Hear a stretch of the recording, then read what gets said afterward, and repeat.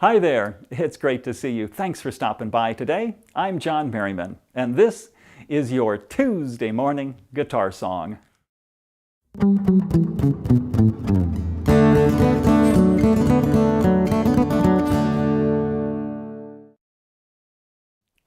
Welcome to the Beatles, Part 3. I did Part 1 and 2 earlier this year, and today I'm going to look at the end of the Beatle era. Well, the question that's always asked is, why did they break up? But a better question to ask is, how in the heck did these guys stay in relationship as long as they did? They were basically four childhood friends, and during the long course of their relationship, there was a lot of subserviating of their own personal, creative desires and ideas in deference to the group ideas, to the group goals, which was to become the top of the pops. Well, they achieved that goal and probably their wildest dreams to boot, and after they had finished climbing that mountain as a group, they stood at the top and looked at each other as individuals and said, "Guys, it's been fun, but I think I need to go my own way now." Well, you hope it's that clean and nice, but you know and I know that ending these long-term relationships with a lot of interdependence can be a very messy thing, and this was no exception. There was a lot of accusations, a lot of hurt feelings, and a lot of damage done. There was no single incident. There was no one to blame. We just had four young men who were growing up who needed to move on. Well, ending these long-term relationships can be done the easy way, or it can be done the hard way. And they chose the hard way. Let's go back to where we left the story off. It's 1967. Sgt. Pepper's Lonely Hearts Club Band has just been released. 2 months later, their manager, Brian Epstein, dies of a drug overdose. Whether it's self-inflicted or accidental, no one will ever know. But he was the leader. He was like their father, even though he wasn't much older than them. He found them as a scruffy young club band in Liverpool, and he made them what they were, as we know them, as the Beatles. He formed them and he shaped them and he managed all their day-to-day business affairs. Without him, they were children. And it was the children leading the children from then on. It was the blind leading the blind. They said, we're never going to have another manager. We're going to manage ourselves. So they came up with this wild, fantastic business idea. It was called Apple Corporation.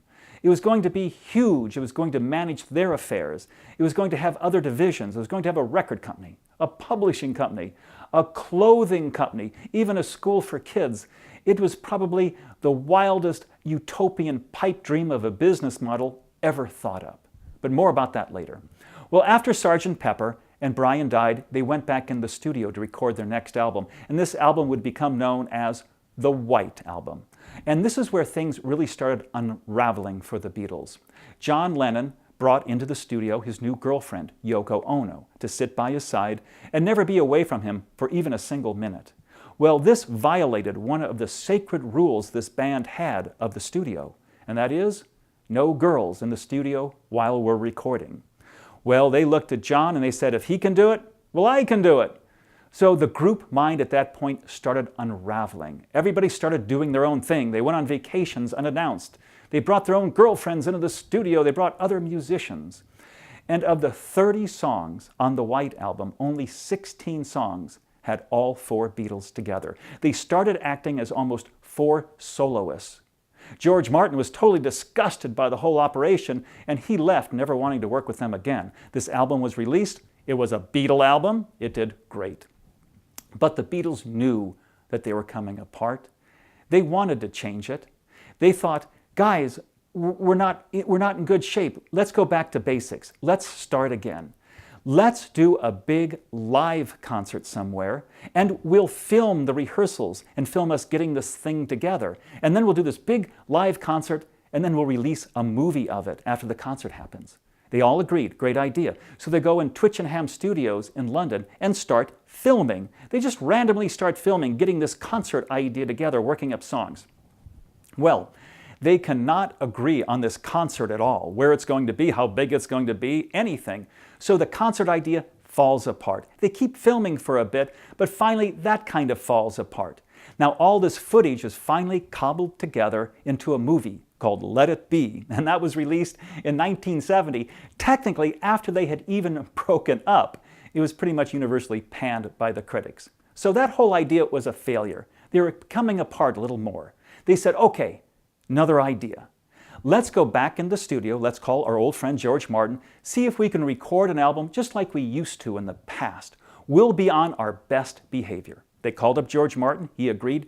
They went back in the studio, and they did very good. They were on their best behavior, and they produced an album called Abbey Road. It was released, one of the great albums of all time.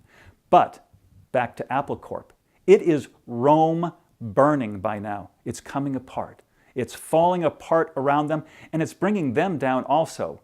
It's sending them almost into bankruptcy. They're down to their last £50,000 each. They need help desperately, and they know it. They need to find a new business manager and a new manager.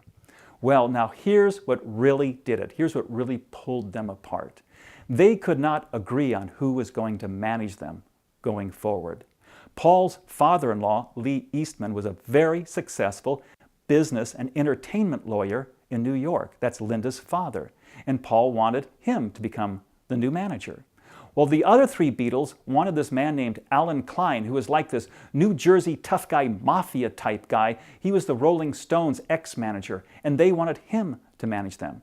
It was incredibly bitter, the struggle and the fighting they went through, and it was just pulling them apart. Finally, Alan Klein won out, but John Lennon finally had enough. He said, I'm leaving. I'm quitting the Beatles. And then they got together and they all agreed, and they asked John to suspend his announcement for 6 months to give them time to straighten out. Not to say a word, you can quit, but just give us 6 months. And he agreed. And then, 5 months after that, Paul pipes up to the press and says, hey, I'm going to quit, I'm leaving. John is furious. He was a good scout. He kept his word. He kept quiet for 5 months. He was going to go to 6 and then announce, but Paul stole all the thunder. And he got the credit or the publicity, however you want to, say it, for the Beatle that broke up the Beatles. Paul quits the Beatles. And from then on, it was kablooey. The whole thing just fell apart. It was lawyers and lawsuits, everybody heading for the high ground, trying to get out of all the contracts and interdependencies they had with each other. And that was the end of the Beatle era. You know, I think we now need a Tuesday morning fun fact.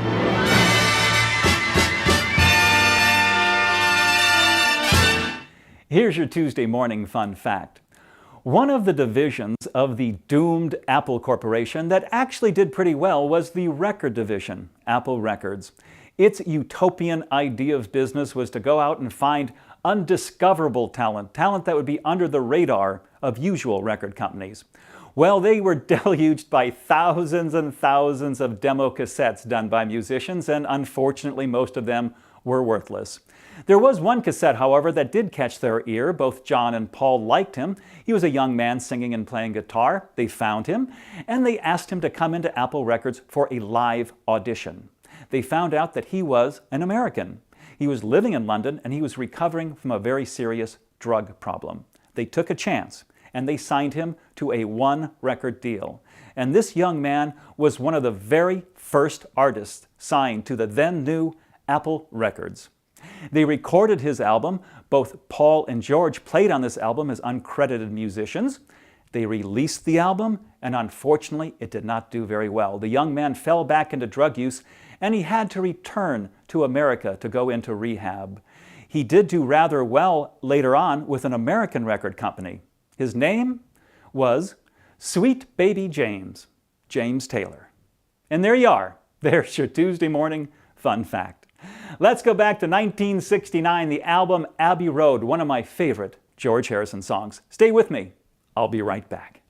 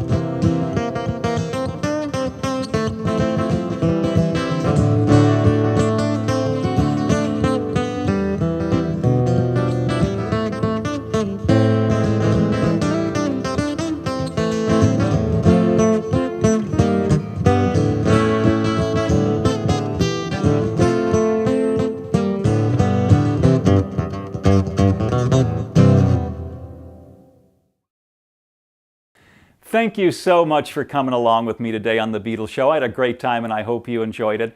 Please like the show if you're on Facebook or like the page. If the Spirit moves you, please share the show on your social media or send it along to a Beatle fan that you might know. Come back and see me next week. And remember, you're never ready for your day without a song in your heart. Bye now.